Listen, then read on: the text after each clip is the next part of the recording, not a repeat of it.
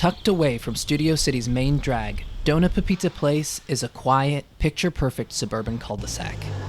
Unless you're there between the hours of 6 a.m. and 4 p.m., that is, when jetliners from the Burbank airport fly as low as 160 feet overhead.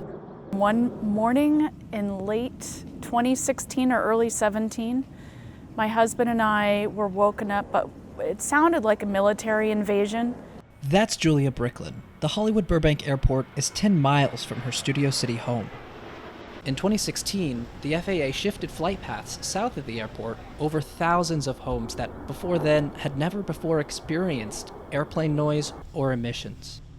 The new way of life is you can't go outside, you can't swim in the pool, you can't have friends over for family gatherings, you can't watch a movie in certain rooms of the house.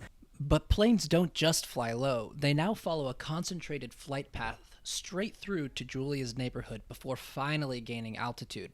She now wakes up to low-flying cargo planes at 6 a.m. and says that her and her family began experiencing health issues due to noise, lack of sleep, and jet emissions. There are times where I won't drive because I'm so tired. I have migraine headaches where I never had them before. My family has terrible headaches. My daughter and my son were not able to do homework. Now 5 years and several lawsuits later, environmental advocates say San Fernando Valley communities are still a far cry away from peace and quiet.